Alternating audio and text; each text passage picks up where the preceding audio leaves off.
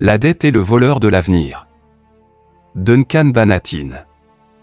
Une phrase courte mais comme un électrochoc dans un monde emporté par la consommation, les emprunts et la pression financière. Cette phrase n'est pas seulement un avertissement, mais aussi une indication.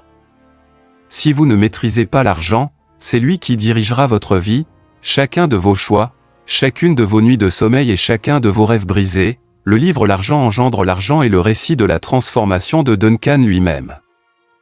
Un garçon qui distribuait des journaux dans un quartier ouvrier pauvre de Glasgow, devenu entrepreneur millionnaire.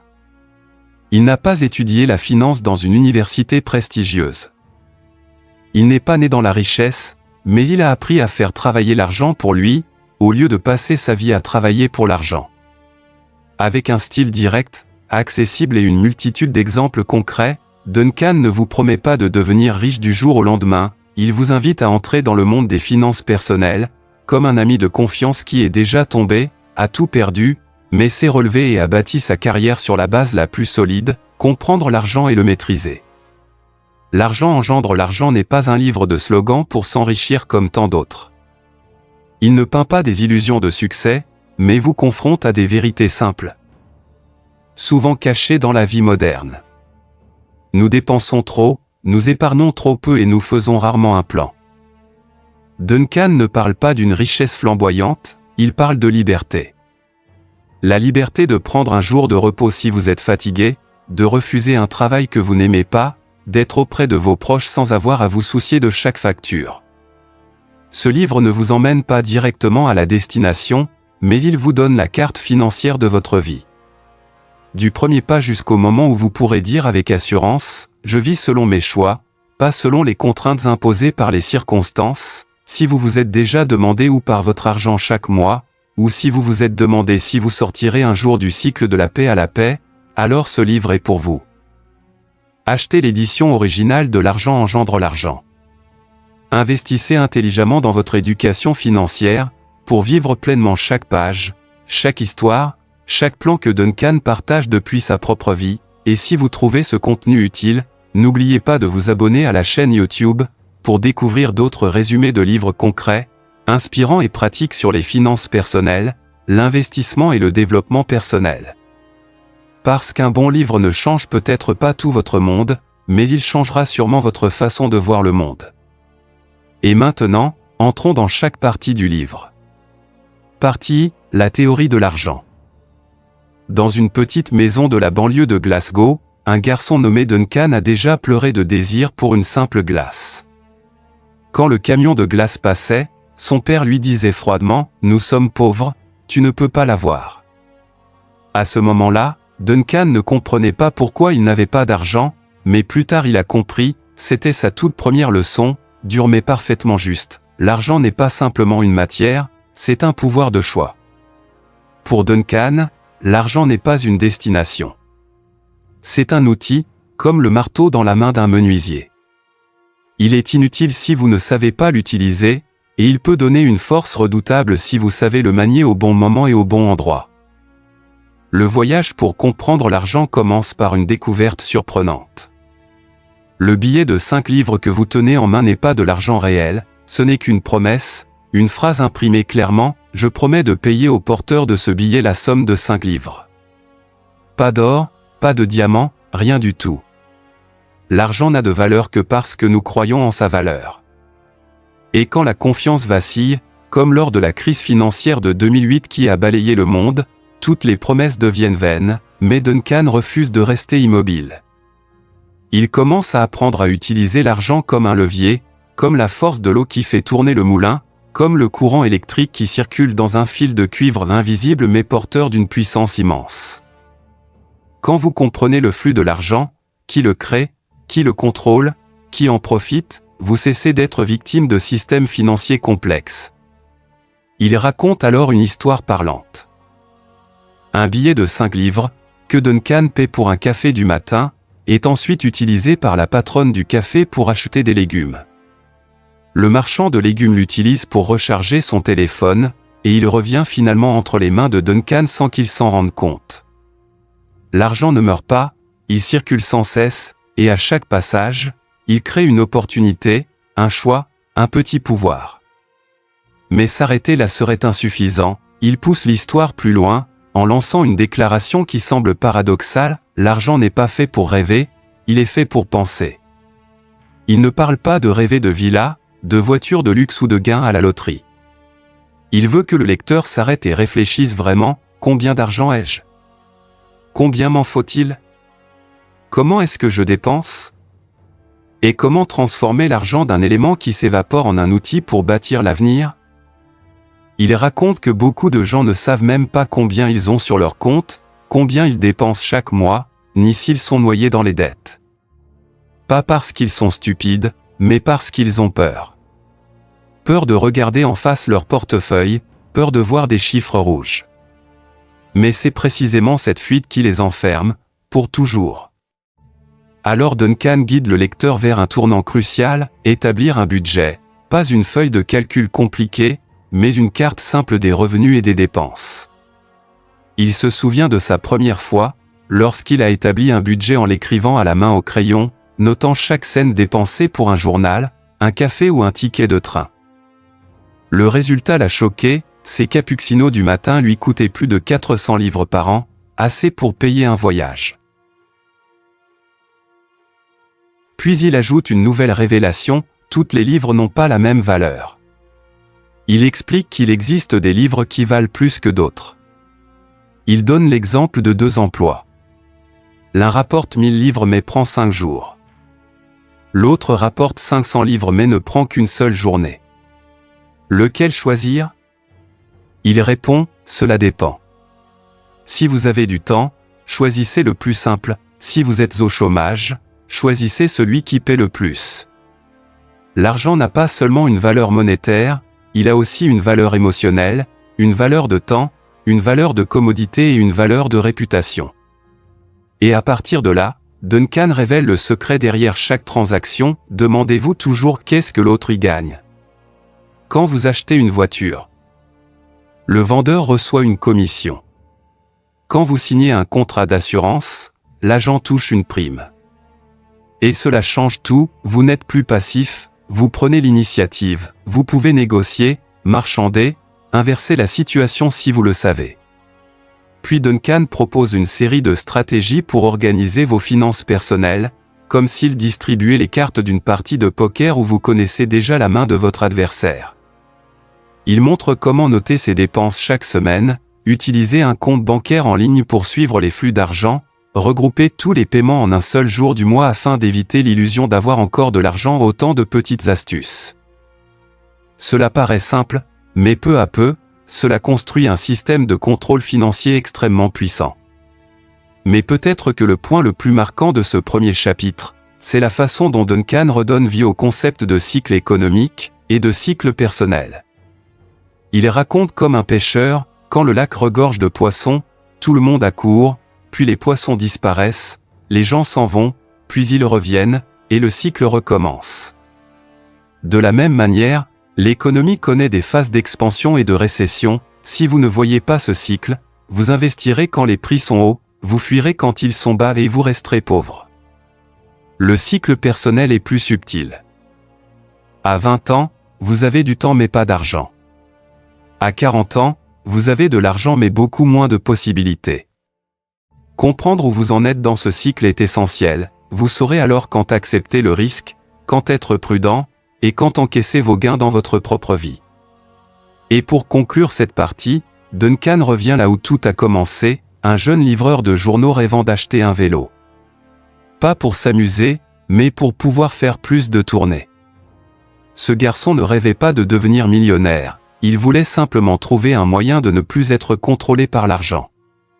C'est aussi la question que tout le livre cherche à graver dans l'esprit du lecteur. Avez-vous remarqué que les riches, les vrais riches, ne parlent presque jamais d'argent? Ils ne se vantent pas du prix de leur voiture, mais ils parlent de la valeur de leurs décisions. Duncan n'a compris cela qu'après des décennies de lutte avec l'argent. L'argent ne parle pas, mais il montre. Et celui qui comprend l'argent est celui qui sait se taire tout en gardant le contrôle. Il raconte que beaucoup de gens se plaignent, je ne suis pas doué en finance, comme si c'était une qualité innée. Mais non, dit-il, c'est une compétence, comme apprendre à cuisiner ou à faire du vélo. Vous n'avez pas besoin d'être un génie, il suffit d'oser commencer, et la première chose à apprendre, ce n'est pas l'investissement, ni la bourse, mais la pensée financière. Imaginez-vous devant un miroir. Au lieu de voir votre visage, imaginez que vous voyez votre compte bancaire. Pouvez-vous dire « je vais bien » ? Pouvez-vous dire « je sais ce que je fais avec mon argent » ? Si la réponse est non, alors c'est le moment de commencer. Duncan propose une méthode simple mais obsédante, répondez à 4 questions une fois par semaine. Combien d'argent avez-vous aujourd'hui sur votre compte bancaire ? Combien dépensez-vous chaque mois ? Gagnez-vous assez pour couvrir toutes vos charges ? Sinon, pouvez-vous réduire certaines dépenses ou trouver de nouveaux revenus ? Il dit que si vous n'osez pas affronter cette vérité, alors vous vivez dans une illusion, et toute illusion financière mène à une seule chose, les dettes. Duncan raconte qu'il avait déjà dépensé toutes ses économies en un seul été, simplement parce qu'il ne contrôlait pas ses dépenses. Les voyages, les petits achats répétés, chaque objet était comme une fuite d'eau goutte à goutte. Et à la fin du mois, son compte était vide. Depuis ce jour, il n'a plus jamais sous-estimé les petites dépenses. Il insiste sur un principe fondamental, vous ne pouvez pas contrôler ce que vous ne mesurez pas. Si vous ne savez pas où part votre argent chaque mois, vous ne le maîtriserez jamais. Duncan évoque aussi une notion extrêmement puissante mais rarement comprise, la valeur du temps. Chaque euro dépensé doit être traduit en heures de travail. Si vous gagnez 150 000 par heure et que vous achetez une chemise à 1 million, cela signifie que vous venez de dépenser l'équivalent de 7 heures de votre vie. Cette chemise vaut-elle vraiment 7 heures de votre existence ? Certains diront « j'aime, donc j'achète ». Duncan ne nie pas cela. Mais il avertit, si vous ne connaissez pas vos limites, vos envies deviendront une prison.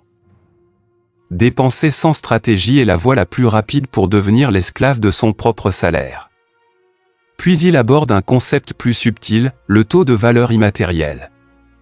C'est le sentiment que vous recevez lorsque vous dépensez. Parfois, un dîner à 300 000 apporte plus de bonheur qu'un article de luxe à 3 millions. L'argent n'est pas seulement un chiffre, c'est une expérience. Comprendre cela, c'est commencer à dépenser selon la valeur et non selon le prix. Et dans un passage particulièrement marquant, Duncan raconte le matin où il est entré dans un showroom automobile. Il voulait acheter une voiture de gamme moyenne, mais le vendeur a tenté de lui imposer un modèle 2 fois plus cher.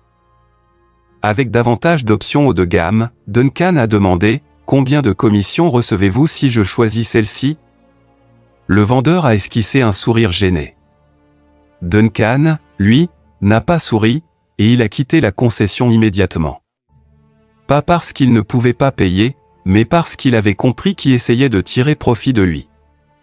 Depuis, il a établi une règle immuable, avant chaque décision financière, demandez toujours ce que l'autre y gagne.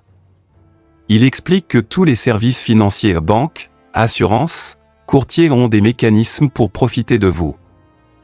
Ce n'est pas mal en soi, mais si vous l'ignorez, vous serez toujours en position de faiblesse.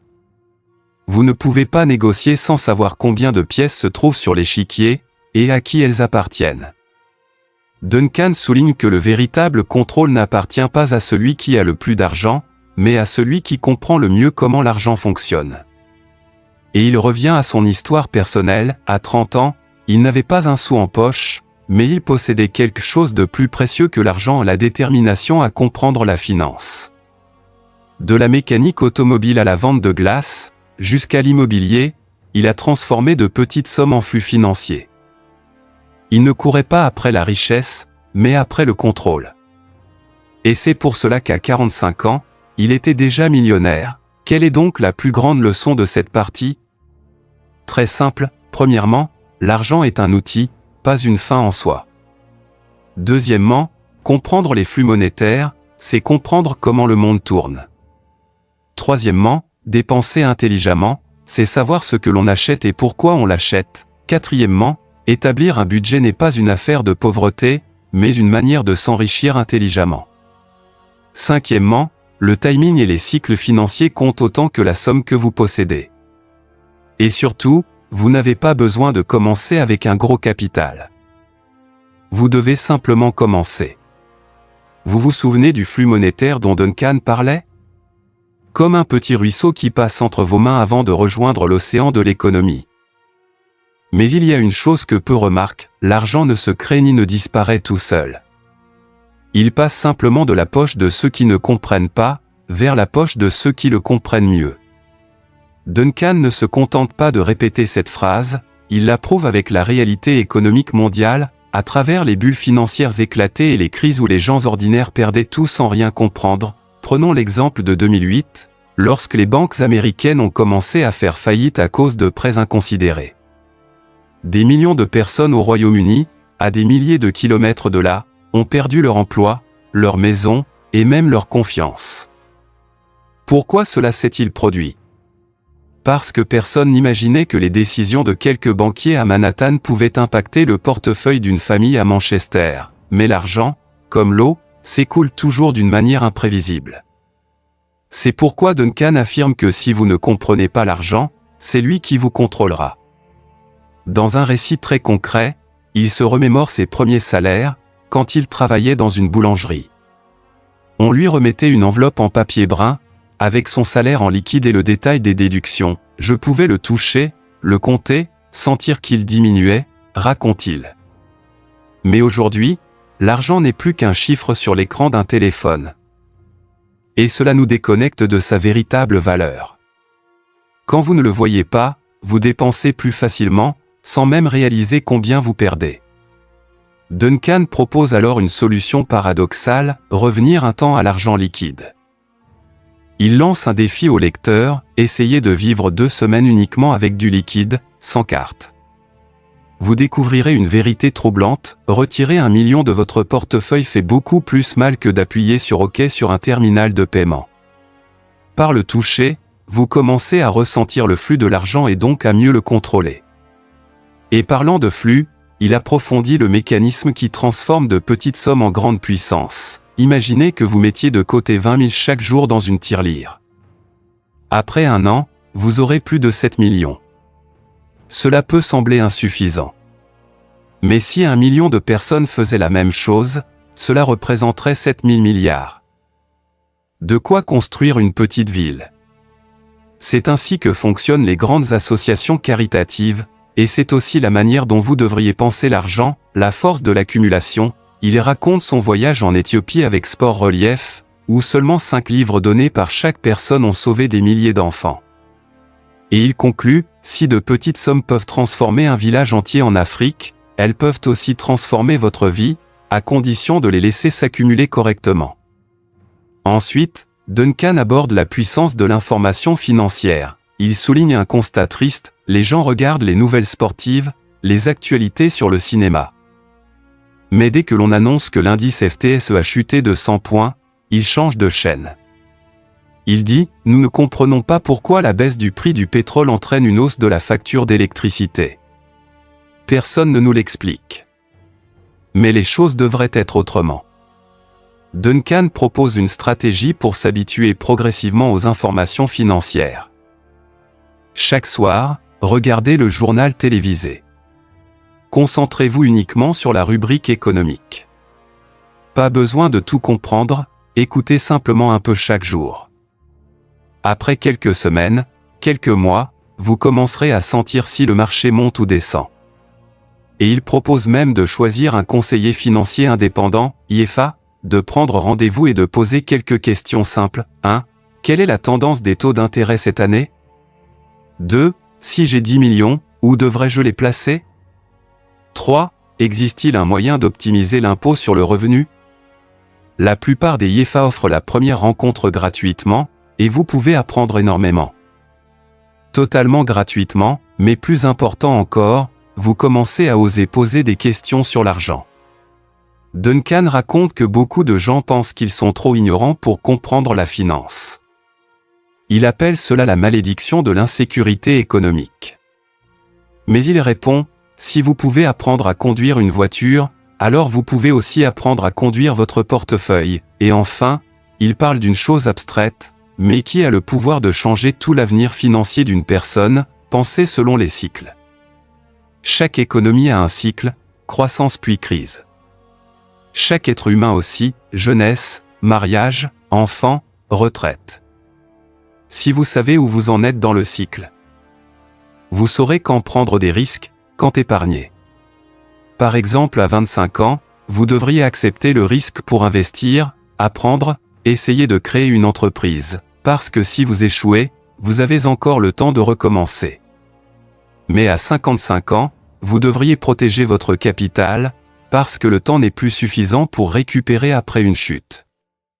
Duncan utilise l'image d'un lac de poissons pour conclure cette partie. Autrefois, il y avait deux hommes nommés Peter et Paul. Ils ont découvert un lac plein de poissons et ont commencé à pêcher. Voyant qu'ils gagnaient de l'argent, les villageois sont venus, des restaurants se sont ouverts autour du lac, les terres ont augmenté de valeur, tout le monde est devenu riche, puis les poissons se sont épuisés, les gens ont quitté le lac, tout s'est effondré. Puis une génération plus tard, les petits-enfants de Peter et Paul sont revenus, et tout a recommencé. C'est le cycle. Et Duncan regarde droit dans les yeux du lecteur, comme un avertissement, si vous ne comprenez pas le cycle, vous serez toujours celui qui arrive en retard, et celui qui arrive en retard paie toujours le prix le plus élevé. Deuxième partie, gagner plus d'argent. Un après-midi sombre en Écosse. Un adolescent courageux pédale à travers les rues pluvieuses et froides, tenant une pile de journaux trempés, avec une seule pensée dans la tête, comment livrer plus vite, gagner plus. Les autres considéraient cela comme un petit boulot. Mais pour Duncan, c'était un champ de bataille, chaque coup de pédale était une lutte, non seulement contre le temps, mais contre ses propres limites mentales. C'était la première fois qu'il comprenait une vérité simple, que peu de gens enseignent à l'école. L'argent ne vient pas parce que vous travaillez dur, mais parce que vous savez comment augmenter votre valeur aux yeux des autres. Dans cette partie, Duncan conduit le lecteur d'une ancienne façon de penser vers une nouvelle façon de penser sur la manière de gagner de l'argent.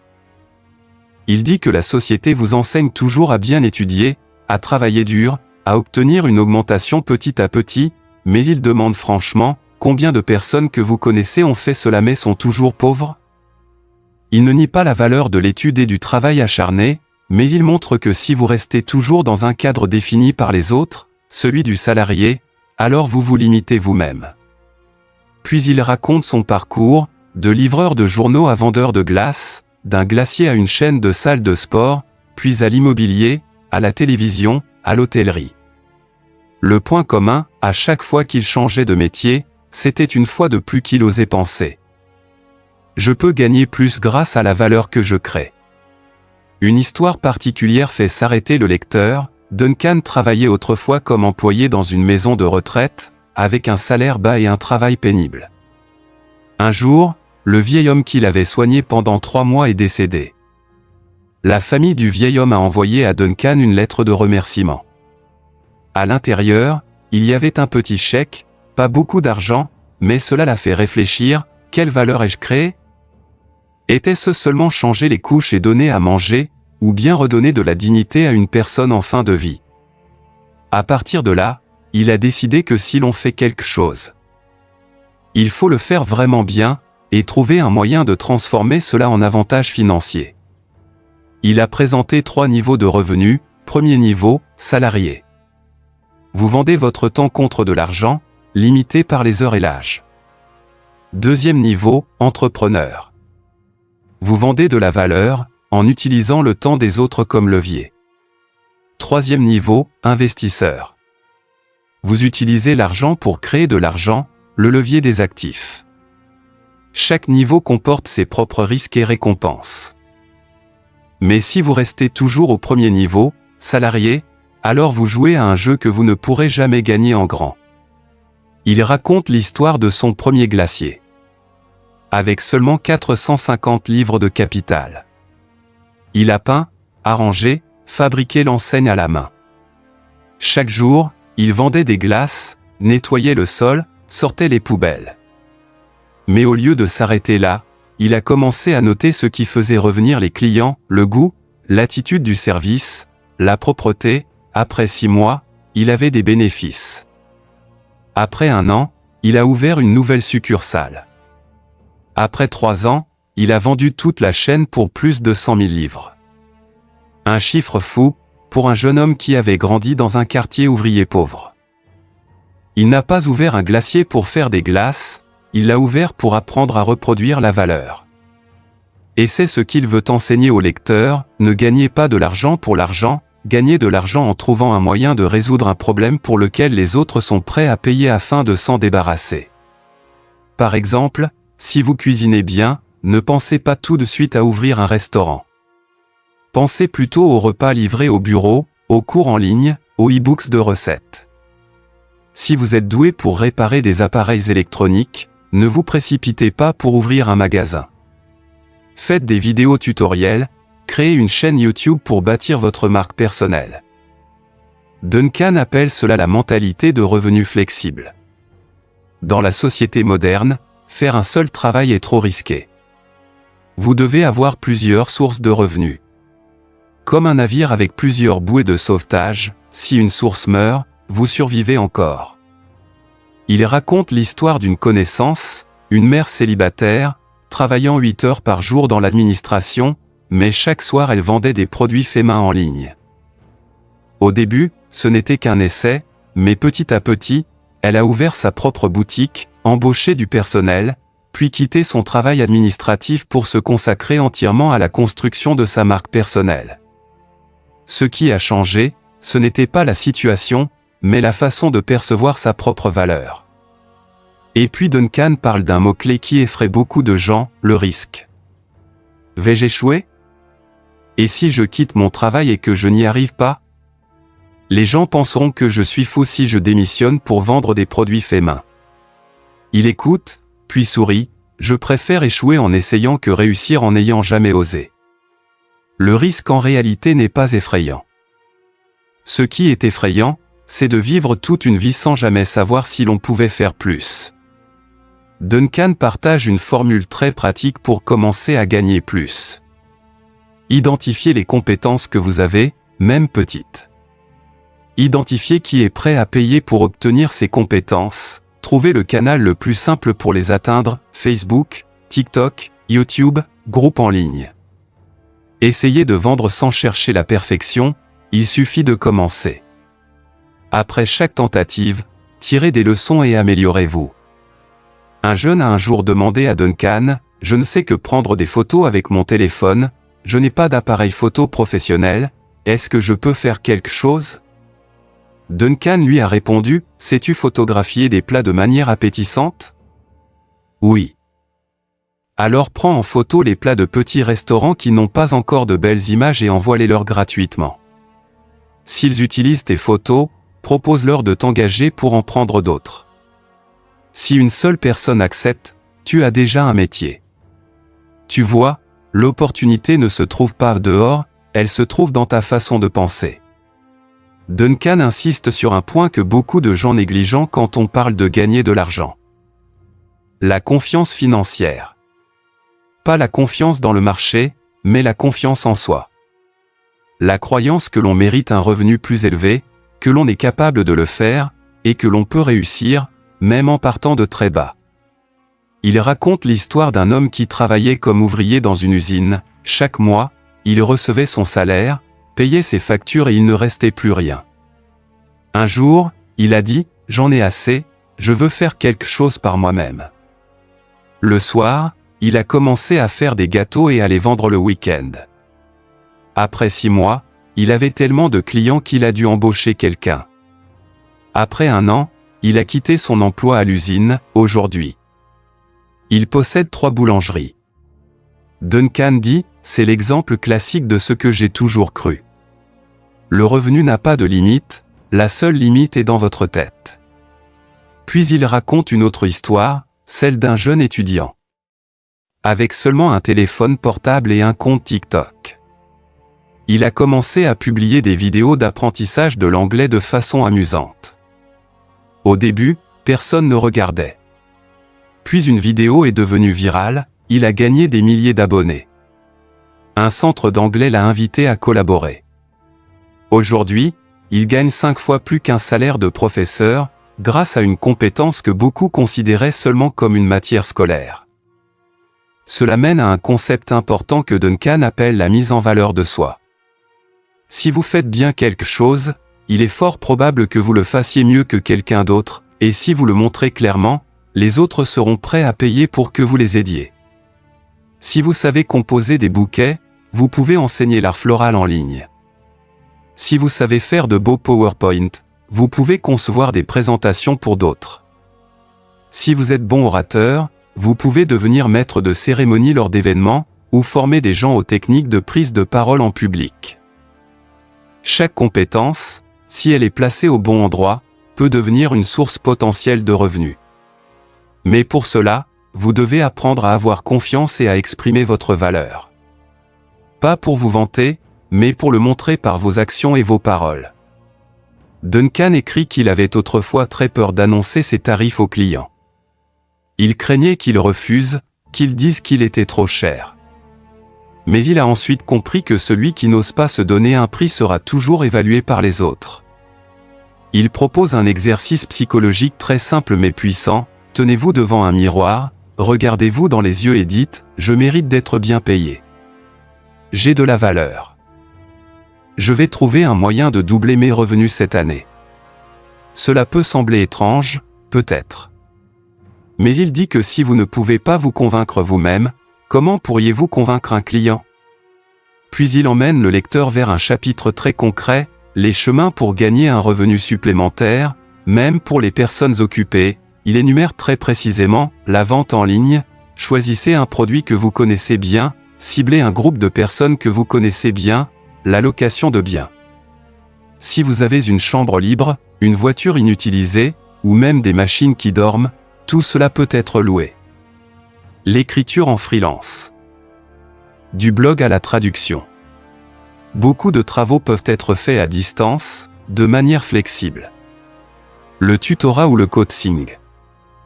Si vous maîtrisez une compétence particulière, vous pouvez tout à fait gagner davantage en enseignant cette compétence aux autres, en ligne ou en présentiel. Les petits investissements, fonds communs de placement, actions, or, obligations, du moment que vous vous informez bien et n'investissez pas par impulsion ou effet de mode. Mais il avertit aussi, ne devenez pas esclave de la quête de l'argent. Chaque décision de gagner plus doit reposer sur l'énergie qu'il vous reste, le temps dont vous disposez et le degré de plaisir que vous y trouvez. Si vous détestez vendre, ne vous forcez pas à faire du commerce en ligne. Si vous aimez écrire, commencez par un blog, pas par des vidéos. L'essentiel n'est pas de courir après l'argent, mais de choisir la voie par laquelle l'argent peut venir à vous, de la manière la plus naturelle. Et enfin, dans cette partie, Duncan conclut par une idée qui réveille le lecteur, l'argent ne vient pas à ceux qui cherchent la perfection, mais à ceux qui commencent. Il raconte qu'il avait hésité pendant 3 mois avant d'ouvrir son premier magasin de glace. Pas assez de capital, pas d'expérience, aucune connaissance des lois.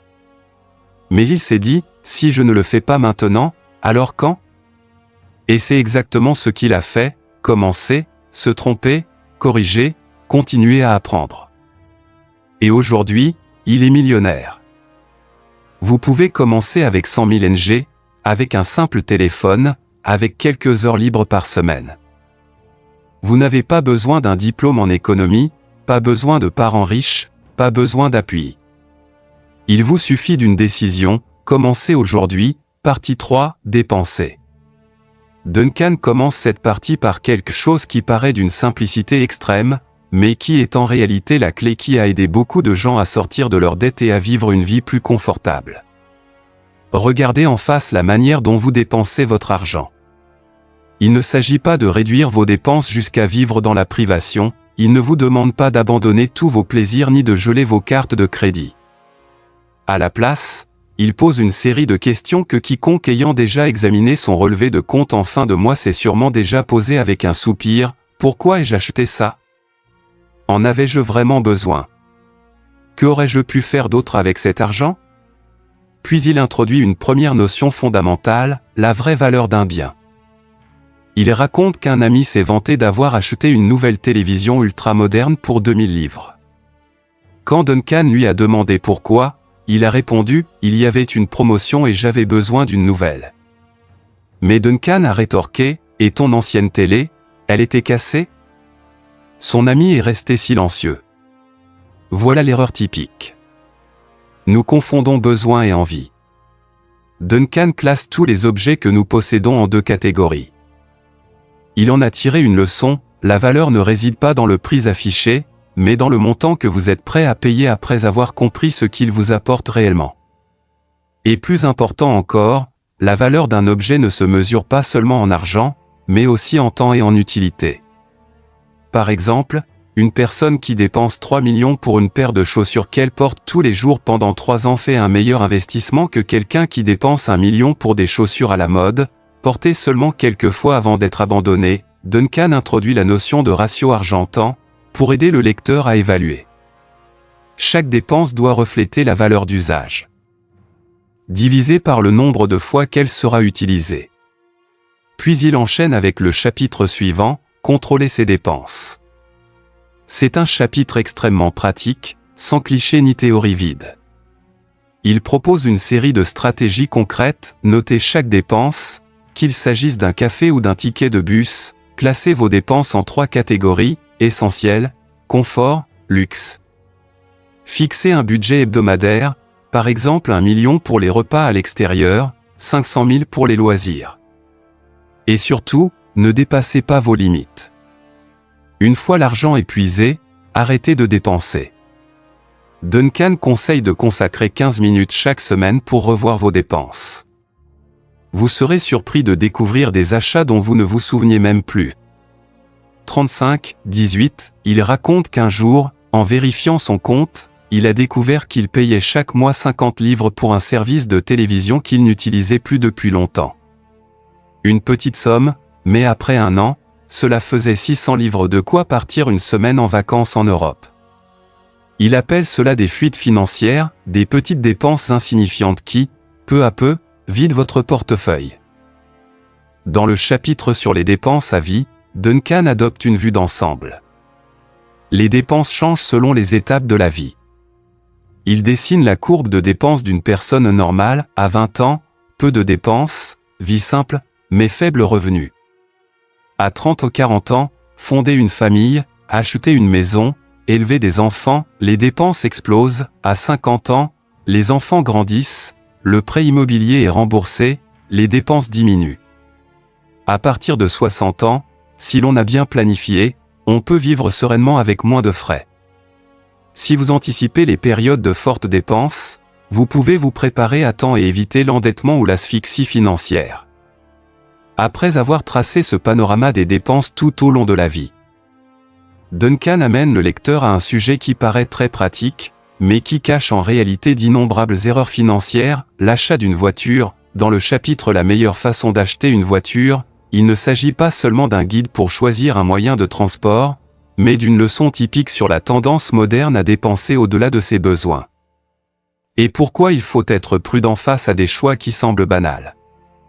Duncan commence par une réalité peu agréable, une voiture neuve perd 20% de sa valeur dès qu'elle sort du concessionnaire, et dans les 3 premières années, elle peut perdre jusqu'à 50%.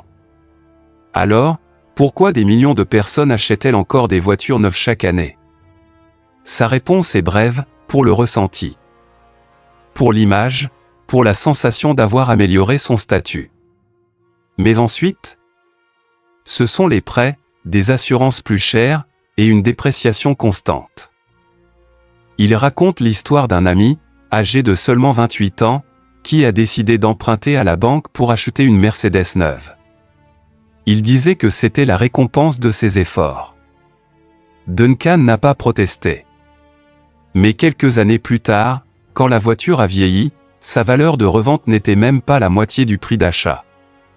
Son ami avait encore des dettes et commençait à réaliser qu'il courait après une image de lui-même, plutôt que de vivre en accord avec sa réalité financière. À partir de là, Duncan propose une formule extrêmement simple pour acheter une voiture. 1. Déterminez le budget maximum que vous pouvez consacrer, non pas en fonction de vos revenus, mais de vos objectifs financiers globaux. 2. Choisissez une voiture adaptée à vos besoins réels, pas pour impressionner, mais pour circuler efficacement. 3. Envisagez l'achat d'une voiture d'occasion de haute qualité, car c'est le choix le plus rationnel financièrement, et si vous êtes obligé d'emprunter pour acheter une voiture, assurez-vous que le prêt ne dépasse pas 15% de vos revenus mensuels totaux. Si c'est le cas, reculez, arrêtez-vous et cherchez une autre option. Puis Duncan aborde un dernier sujet, tout aussi important, dans la partie sur les dépenses, les méthodes de paiement. En espèces, par carte de crédit, virement ou paiement échelonné. Ce n'est pas seulement une question technique, cela influence directement la psychologie de la dépense. Il partage une découverte intéressante tirée de la recherche en psychologie comportementale. Lorsqu'ils utilisent une carte de crédit, les gens dépensent en moyenne 12 à 18% de plus qu'en utilisant de l'argent liquide. Pourquoi ? Parce que la sensation de perdre de l'argent est beaucoup plus tangible avec les billets en main, alors qu'avec la carte, tout paraît abstrait. C'est pourquoi Duncan recommande, si vous essayez de contrôler vos dépenses, d'utiliser des espèces ou une carte de débit, plutôt qu'une carte de crédit. Il met en garde en particulier contre le piège du paiement échelonné sans intérêt. Cela semble séduisant, 0% d'intérêt pendant 12 mois. Mais quelle est la réalité derrière ?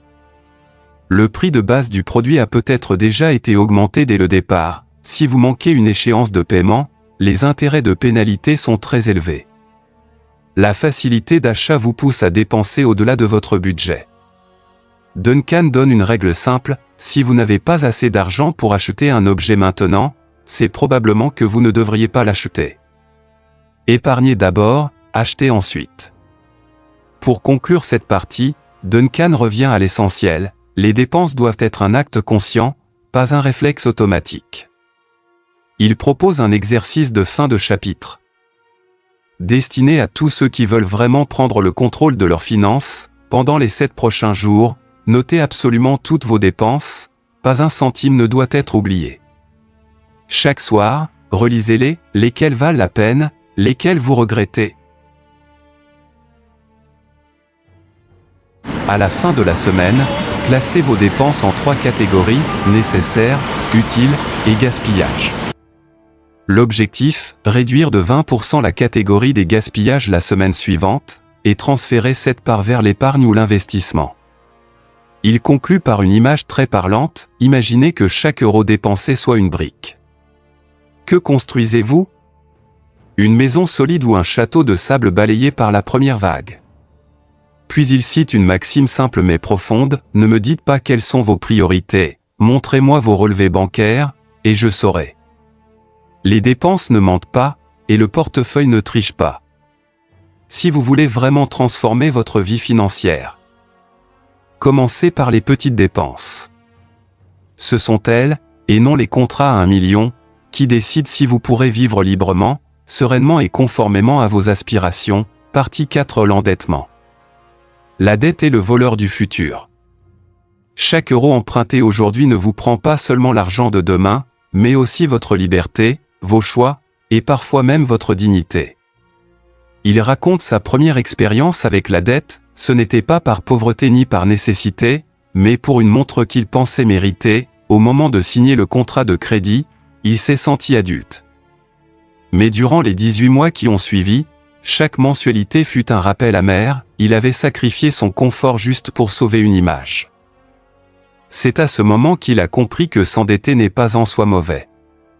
Mais s'endetter pour de mauvaises raisons est extrêmement dangereux. Dans le premier chapitre de cette partie, Duncan distingue clairement 2 types de dettes. Premièrement, la bonne dette, un emprunt qui crée des actifs, génère des revenus ou vous aide à vous développer. Par exemple, emprunter pour acheter une maison, si c'est raisonnable, pour financer des études, ou pour agrandir une entreprise de manière calculée. Deuxièmement, la mauvaise dette, un emprunt destiné à financer une consommation immédiate, des produits de luxe, ou pire encore, à rembourser d'anciennes dettes sans plan clair pour en sortir. La plupart des gens piégés financièrement le sont parce qu'ils n'ont pas su tracer cette frontière. Il raconte alors l'histoire d'une jeune femme venue demander conseil financier. Elle avait utilisé sa carte de crédit pour partir en voyage. Au départ, c'était 15 millions de dons, puis, avec quelques autres dépenses, un an plus tard la dette atteignait 40 millions. Et pourtant, elle payait ses mensualités régulièrement. Pourquoi? À cause des intérêts composés. La puissance, mais aussi le danger des intérêts composés.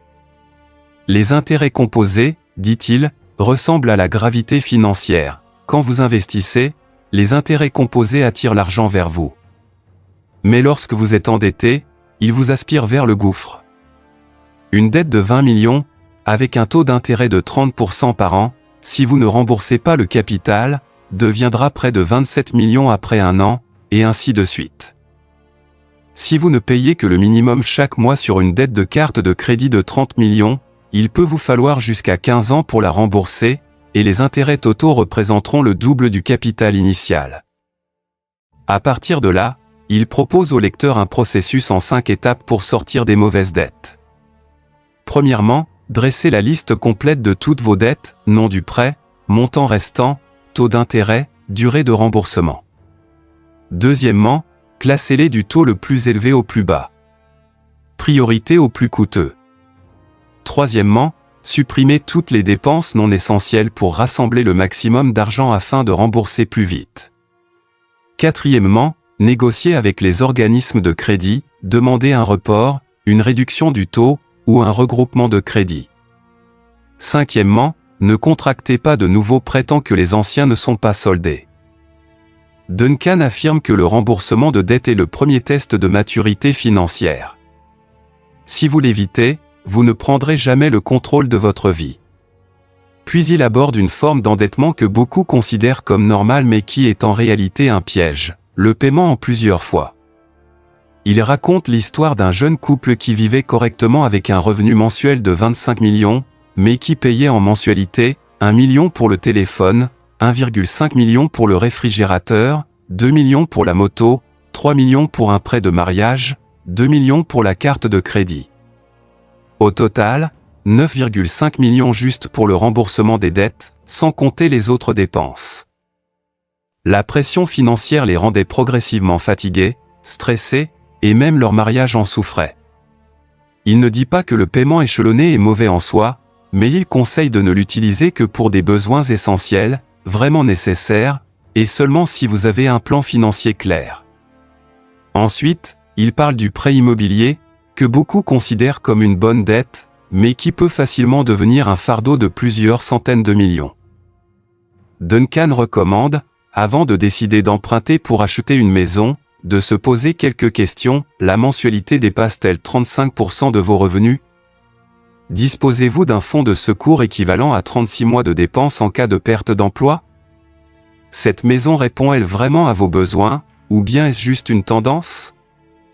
Il raconte qu'il a failli acheter un appartement haut de gamme, simplement parce que tous ses amis en possédaient un. Mais après de nombreuses nuits blanches, à faire les calculs des mensualités, des intérêts et des frais de vie, il a renoncé, et il ne l'a jamais regretté. 3 ans plus tard, le prix de cet appartement avait chuté avec la baisse du marché. Ne laissez pas la dette décider de votre vie. La dette est un outil, bien utilisé, elle peut construire un patrimoine, développer une entreprise, générer des flux de revenus. Mal utilisée, elle fera de vous l'esclave d'un rêve que vous n'êtes pas encore prêt à assumer, et dans le dernier chapitre de cette partie, il partage une règle d'or: vivez selon vos moyens, et non selon les attentes des autres. Vous n'avez pas besoin d'acheter une voiture simplement parce que quelqu'un de votre âge l'a fait. Vous n'avez pas besoin d'un mariage extravagant juste pour être à la hauteur des autres. Vous n'avez pas besoin d'emprunter pour une maison trop grande pour vos moyens, juste pour être considéré comme une personne réussie. Selon Duncan, le véritable succès, c'est la capacité de dormir paisiblement chaque nuit sans être hanté par les chiffres. Il conclut cette partie par un message simple mais lourd de sens: la dette n'est pas un signe d'échec, mais refusez d'y faire face, voilà ce qui vous fera sombrer. Maîtrisez-la, avant qu'elle ne vous maîtrise. À première vue, cela semble contradictoire. Tout à l'heure, il disait que la dette est le voleur du futur, et maintenant il dit qu'il faut apprendre à l'utiliser. Mais c'est précisément ce qui rend cette partie si profonde. Duncan ne considère pas la dette sous un angle moral bien ou mal mais comme un outil financier. Et comme tout outil, elle peut être un marteau ou un couteau. Il raconte le moment où il a voulu développer sa chaîne de salles de sport, il aurait pu attendre d'économiser assez, ou lever des fonds auprès d'investisseurs. Mais il a choisi d'emprunter à la banque, avec un plan de remboursement clair. Non pas parce qu'il était imprudent, mais parce qu'il connaissait la puissance de l'effet de levier au bon moment. Et c'est le concept suivant qu'il introduit, la dette à effet de levier. C'est l'emprunt qui vous permet de multiplier la valeur, d'augmenter vos revenus ou vos actifs, et qui peut être remboursé grâce aux bénéfices générés par cet emprunt.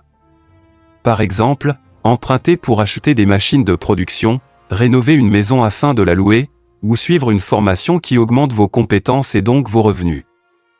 À l'opposé, il y a la dette de consommation, celle que vous ne pouvez pas récupérer, emprunter pour acheter un téléphone, pour dépenser à court terme, ou pour rembourser d'anciennes dettes. Pour déterminer si un emprunt est un bon levier, Duncan propose 3 questions. Premièrement, génère-t-il un flux de trésorerie ou une valeur future? Deuxièmement, avez-vous un plan concret pour le rembourser? Troisièmement, si vous échouez, serez-vous ruiné? Si la réponse est non à l'une de ces 3 questions, arrêtez-vous.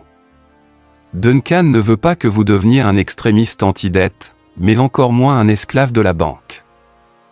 Il poursuit en expliquant les types de prêts les plus courants et en analysant leurs avantages et inconvénients. Premièrement, la carte de crédit, pratique, mais au taux d'intérêt très élevé. À n'utiliser que si vous êtes absolument certain de rembourser la totalité au prochain relevé. Jamais en paiement minimum, sous peine de tomber dans le piège des intérêts composés. Deuxièmement, le crédit à la consommation, facile à obtenir, procédure rapide, mais taux souvent élevés et conditions défavorables en cas de retard. À utiliser uniquement avec un plan précis, et pour un montant ne dépassant pas 20% de vos revenus annuels. Troisièmement, le prêt hypothécaire. Avec un bien immobilier en garantie, taux plus bas, durée plus longue, adapté à l'investissement ou à des projets générant du cash flow, mais extrêmement risqué si vous perdez le contrôle, car vous pourriez perdre votre bien. Quatrièmement, le crédit immobilier, le plus répandu. Duncan insiste, acheter une maison à crédit n'est pas une erreur en soi, mais il faut examiner attentivement le choix entre taux fixe ou variable, votre capacité réelle de remboursement, et anticiper les frais cachés comme l'entretien, les taxes foncières, ou l'ameublement. Cinquièmement, les prêts usuraires, les crédits illégaux, à fuir absolument. Taux exorbitants, contrats opaques. Pressions inhumaines pour rembourser. Duncan ne cherche pas de mots fleuris, un prêt usuraire, ce n'est pas un prêt. C'est passer une corde autour de son cou qui se resserre avec le temps. Il raconte l'histoire d'une femme qui tenait un salon de coiffure près de son quartier. Elle avait emprunté 20 millions auprès d'un groupe de prêteurs illégaux pour rénover son salon. Chaque semaine, elle devait payer 1 million d'intérêts. Ses revenus suffisaient à peine pour couvrir les dépenses quotidiennes, alors avec quoi payer les intérêts? En réempruntant. Ainsi, après 6 mois, la dette n'avait pas diminué, elle était passée à 50 millions. Duncan explique, voilà pourquoi il consacre toute une section à la dette. Parce que les erreurs financières ne commencent pas toujours par la pauvreté, mais souvent par l'ignorance et le manque de contrôle. Puis, il propose un plan appelé la méthode boule de neige pour rembourser les dettes. L'idée est très simple. Premièrement, dressez la liste de vos dettes, de la plus petite à la plus grande. Deuxièmement, continuez à payer le minimum sur toutes les dettes. Troisièmement, concentrez tout argent supplémentaire sur la plus petite dette jusqu'à l'éliminer. Quatrièmement, reportez ensuite ce montant sur la dette suivante. Comme une boule de neige qui grossit en roulant, vous gagnez en motivation et vous libérez une partie de votre charge mentale. Duncan compare cette méthode à une série de petites victoires qui mènent au grand triomphe. Mais si vous avez accès à un prêt à faible taux d'intérêt, vous pouvez choisir de rembourser d'abord les dettes à taux élevés, ce qui réduit le coût total des intérêts. Choisissez la stratégie qui correspond le mieux à votre psychologie et à vos habitudes, quelle que soit la méthode. L'essentiel reste d'agir, pas de procrastination, pas d'excuses, et surtout, ne pas continuer à emprunter en espérant s'en sortir. À la fin de cette partie, Duncan consacre plusieurs pages à un aspect souvent négligé, mais crucial, l'impact de la dette sur la santé mentale.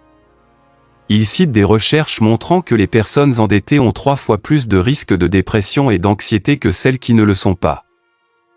Car la dette n'est pas seulement une pression financière, c'est aussi un poids psychologique, un sentiment d'échec, de perte de contrôle et d'isolement.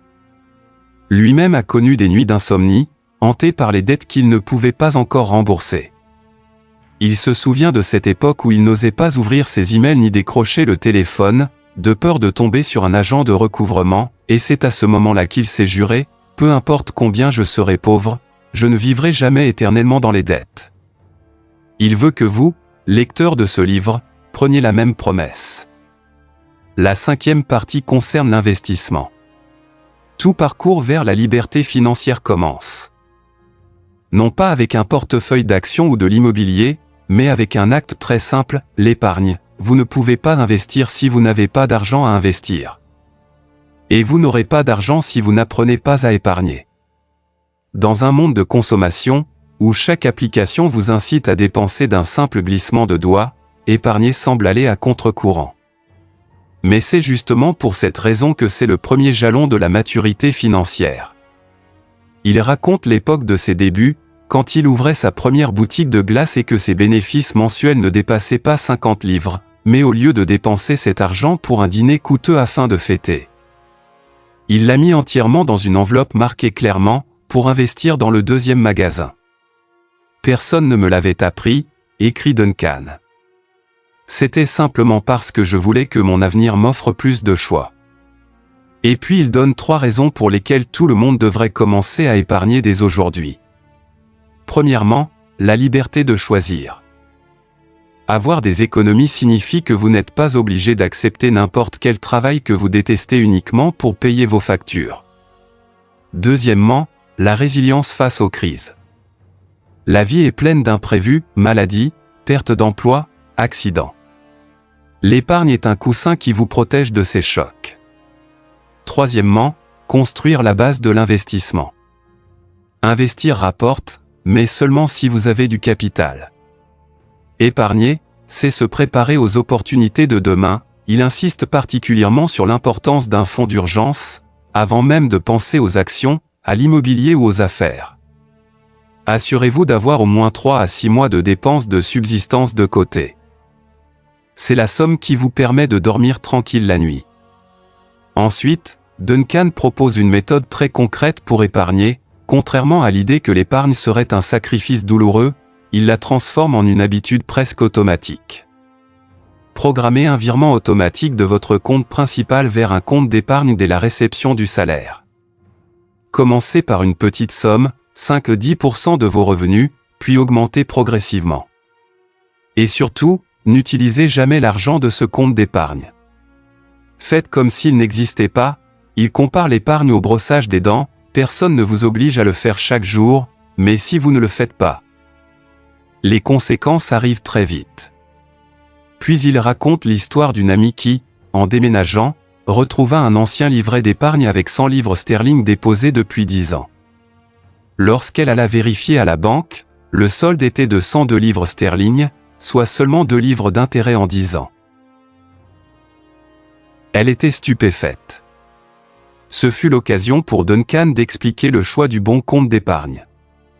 Chaque compte offre un taux d'intérêt différent, il faut donc se renseigner. Un taux inférieur à l'inflation fait perdre de la valeur à votre argent.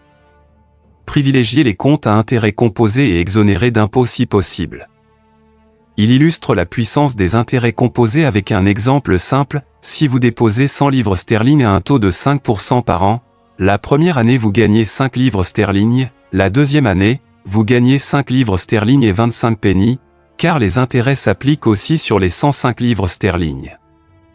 La troisième année, environ 5 livres sterling et 50 pennies, et ainsi de suite.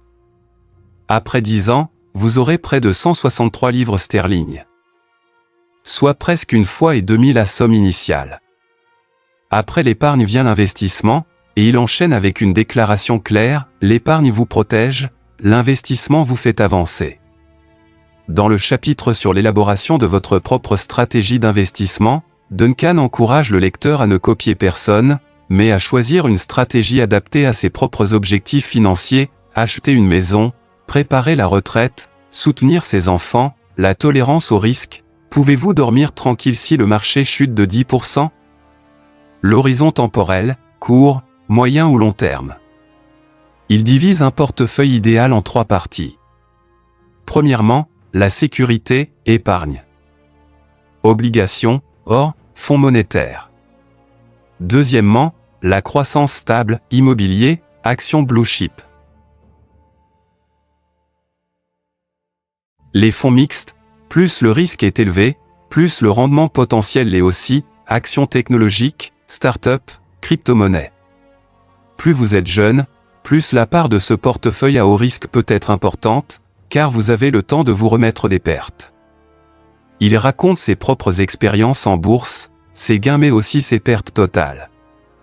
Une fois, il a investi dans une société technologique émergente, poussée par ses amis. Résultat, plus de 100 000 livres sterling perdus en quelques semaines. Il ne cache pas cet échec, au contraire, il écrit très clairement « Investir sans comprendre, c'est jouer. Ne misez pas votre avenir ». Duncan poursuit son exploration de l'investissement en racontant une histoire emblématique.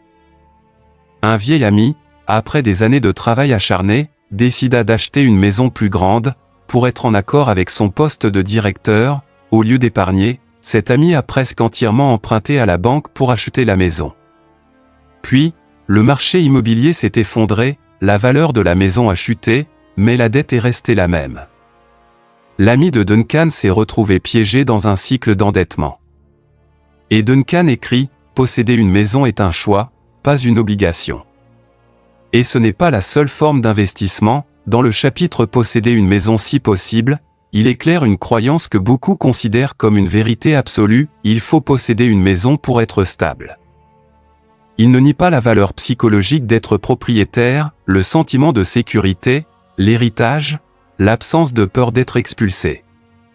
Mais il avertit, acheter une maison sans être prêt financièrement peut être la pire décision de votre vie. Alors, quand faut-il acheter une maison? Quand vous avez un apport initial d'au moins 20% de la valeur. Quand la mensualité n'excède pas 35% de vos revenus. Quand vous disposez d'un fonds d'urgence suffisant. Quand vous avez un projet de vie stable dans cette région pour au moins 5 à 10 ans. Faites le calcul financier, pas émotionnel, et si vous possédez déjà une maison, il vous invite à la considérer non seulement comme un foyer, mais aussi comme une partie intégrante de votre stratégie financière globale. Dans le chapitre « Considérer l'immobilier comme un investissement », Duncan donne des principes clairs. Vous pouvez louer une partie de votre bien, un étage ou une dépendance. Vous devriez suivre régulièrement la valeur du marché pour savoir quand restructurer votre prêt. Vous pouvez refinancer si les taux du marché baissent. Cependant, il rappelle aussi que l'immobilier n'augmente pas toujours de valeur, et qu'immobiliser trop d'argent dans un actif peu liquide est extrêmement risqué. Puis il passe à un chapitre très pratique, comment investir en bourse et dans les actions. Il commence par déconstruire une peur courante chez les débutants, la bourse est un jeu réservé aux riches. Faux, écrit-il. C'est un endroit où vous pouvez commencer avec 100 livres sterling, 100 000 livres sterling ou 100 millions. Il divise l'approche du marché en 3 niveaux. Premier niveau, totalement passif. Achetez un fonds indiciel complet ou un ETF. Vous n'avez pas besoin de choisir des actions individuelles, seulement le marché. Coût faible, risque diversifié, adapté aux personnes occupées. Deuxième niveau, actif modéré. Sélectionnez un portefeuille de 5 à 10 actions que vous avez étudiées en profondeur, de préférence des entreprises connues, avec des rapports transparents, dans un secteur que vous comprenez. Troisième niveau, totalement actif, spéculation et trading quotidien. Duncan ne recommande pas cela aux débutants, car la pression psychologique est énorme et il est facile d'être guidé par ses émotions. Il propose 3 questions avant d'acheter une action. Comment cette entreprise gagne-t-elle de l'argent? Qui la dirige? Ont-ils une bonne réputation? Est-ce que je l'achèterais même si personne d'autre ne le faisait? Si vous ne pouvez pas répondre, n'achetez pas. Il raconte qu'une des meilleures actions qu'il ait jamais achetées était celle d'une entreprise de peinture, ni glamour, ni tendance, mais avec des bénéfices stables, des dividendes réguliers, une croissance durable. L'investissement n'est pas un divertissement, il insiste, c'est un travail sérieux, traitez-le comme tel. Et si vous craignez d'investir à cause de la volatilité du marché, regardez l'inflation. Il montre que si vous gardez 100 millions sur un compte non rémunéré, après 10 ans, votre pouvoir d'achat ne vaut plus que 70 à 80 millions. Ne pas investir est aussi un risque. Dans le dernier chapitre, Duncan aborde un sujet auquel très peu de gens de moins de 40 ans s'intéressent, la retraite. Mais il dit, mieux vaut tard que jamais. Il explique clairement que la retraite ne se limite pas à la pension de l'État, mais inclut vos propres épargnes, vos cotisations volontaires, et surtout vos investissements à long terme que vous devez concevoir vous-même. Il partage son plan personnel de retraite, épargner régulièrement sur un compte privé, diversifier son portefeuille long terme avec des fonds, des actions, de l'immobilier, calculer les dépenses prévues après la retraite, garantir un revenu passif par les loyers et les dividendes. Je ne veux pas vivre en comptant chaque centime dans ma vieillesse, il écrit, je veux voyager, aider les autres, et ne pas devenir un fardeau pour mes enfants. Et c'est le message final qu'il laisse dans cette partie, épargnez comme si vous alliez vivre jusqu'à 100 ans, et investissez comme si vous pouviez prendre votre retraite à 50 ans, partie 6, le plan. Tous les conseils sur l'épargne. L'investissement, les dépenses ou l'emprunt deviennent inutiles sans un plan financier clair. Duncan ouvre la dernière partie du livre avec une image très concrète, si vous planifiez un mariage, des vacances, une fête, pourquoi ne planifieriez-vous pas toute votre vie financière ? Et c'est précisément l'objectif de cette section, vous aider à construire un plan financier personnel. Pas besoin d'être expert ni de comprendre tous les termes, il suffit d'être honnête avec soi-même. Il commence par un bilan de santé financière, comme un check-up médical, vous devez savoir quels sont les points forts et les faiblesses de votre corps financier, combien de liquidités vous possédez. Combien de dettes totales vous avez, si vous dépensez plus que vos revenus, si vous avez déjà un fonds d'urgence, si vous investissez déjà et, si oui, de quoi se compose votre portefeuille. Ensuite, il vous guide pour définir des objectifs financiers clairs, pas simplement « je veux être riche », mais quelque chose de concret. Avec un délai et un chiffre précis. Acheter un appartement de 1,5 milliard dans les 5 prochaines années, accumuler un fonds d'études de 300 millions pour son enfant dans 10 ans. Avoir 2 milliards pour prendre sa retraite à 55 ans, rembourser toutes les dettes en 24 mois. Voyager à l'étranger une fois par an avec un budget de 50 millions. Chaque objectif doit être écrit et accompagné de la motivation émotionnelle qui le sous-tend. Je veux avoir 2 milliards pour la retraite parce que je ne veux pas travailler seulement pour payer les factures à 60 ans. Ensuite, Duncan décompose chaque objectif en actions concrètes. Exemple, objectif d'épargner 300 millions en 5 ans. Plan, mettre de côté 5 millions chaque mois sur un compte épargne. Réinvestir les intérêts si possible. Augmenter l'épargne de 500 000 chaque année. Éviter les dépenses inutiles pendant les fêtes. À partir de là, Duncan construit un plan d'action détaillé en 7 étapes. Étape 1, évaluer la situation actuelle. Rassembler toutes les informations, salaire, dettes, actifs, dépenses réelles. Pas d'estimation, utilisez des chiffres exacts. Étape 2, fixer des objectifs à court et à long terme. Objectifs à 6 mois, 1 an, 5 ans, 10 ans. Plus ils sont précis, plus ils sont faciles à atteindre. Étape 3, établir un budget mensuel, revenus aux dépenses égales reste. S'il ne reste rien ou si c'est négatif, il faut réduire les dépenses ou augmenter les revenus. Duncan souligne, le budget est une carte, pas une chaîne. Il vous montre simplement où vous allez. Étape 4, constituer un fonds d'urgence équivalent à 3 à 6 mois de frais de subsistance, séparé du compte courant. Étape 5, rembourser les mauvaises dettes. Appliquer la stratégie de l'avalanche ou de la boule de neige, régler chaque dette une par une.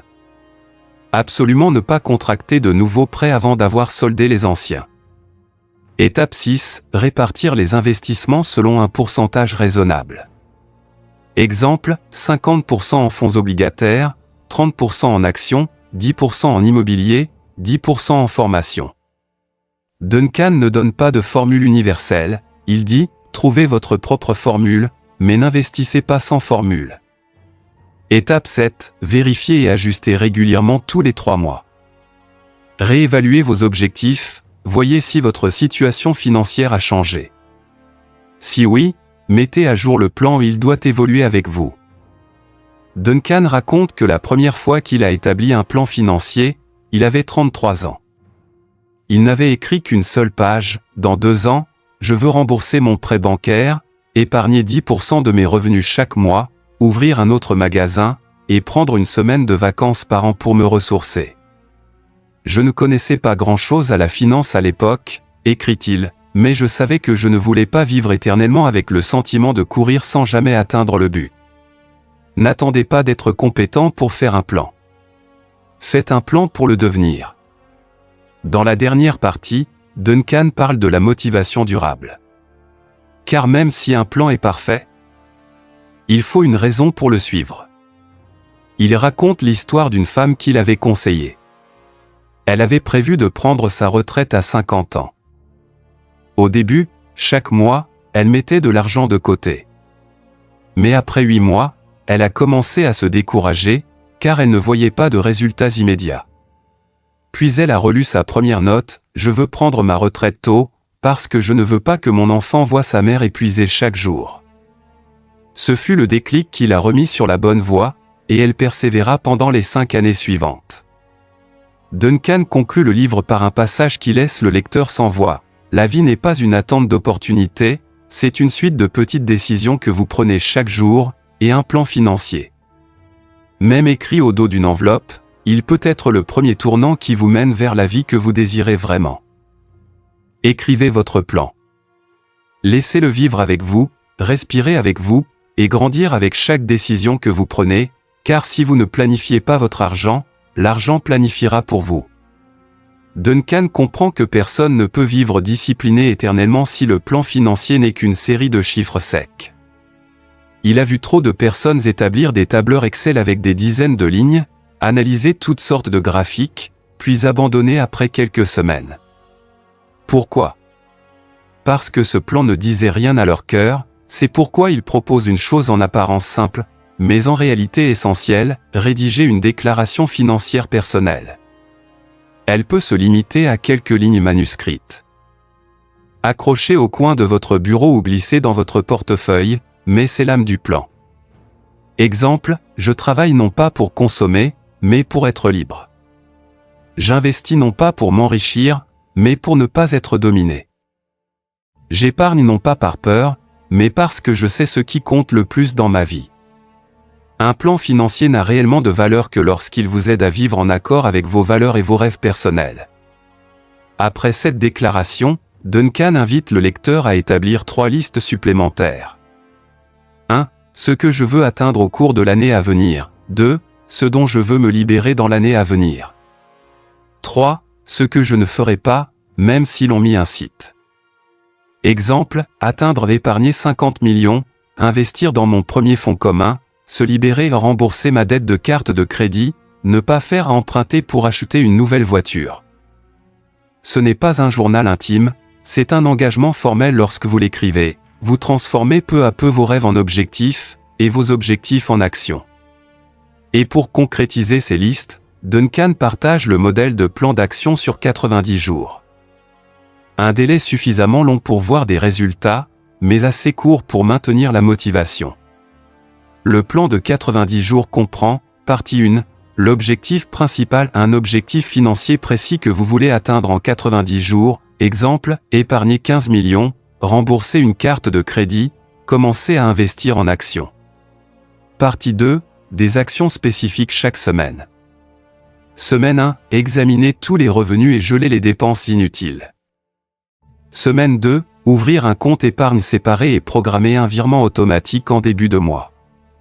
Semaine 3, lire un livre d'introduction à l'investissement. Semaine 4, choisir un fonds d'investissement adapté et commencer avec un petit montant. Partie 3, suivi et ajustement. Notez chaque semaine ce qui a été fait, ce qui a bloqué. Ajustez le plan si des imprévus surviennent. Partie 4, évaluation après 90 jours. Qu'est-ce qui a réussi? Qu'est-ce qui a échoué? Qu'ai-je appris?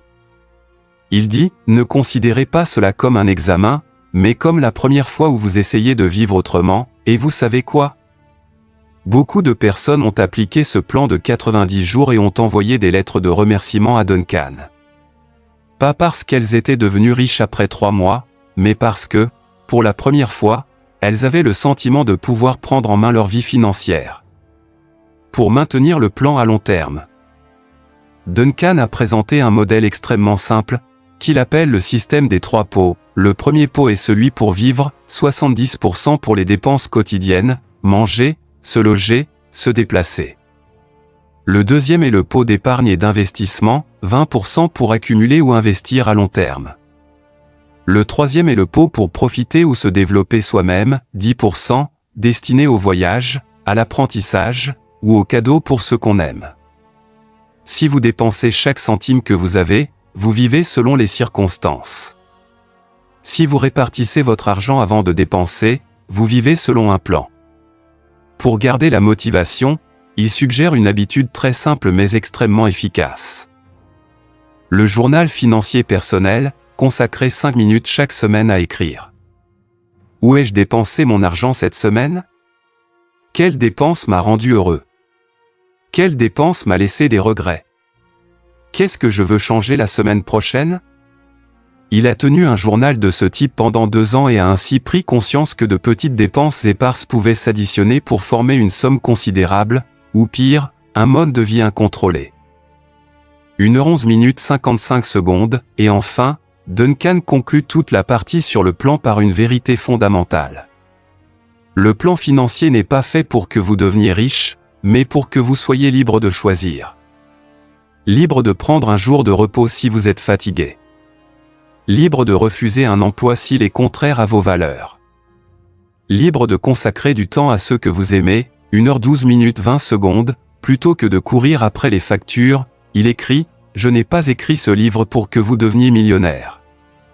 Je l'ai écrit pour que vous n'ayez plus peur chaque fois que vous ouvrez votre relevé bancaire.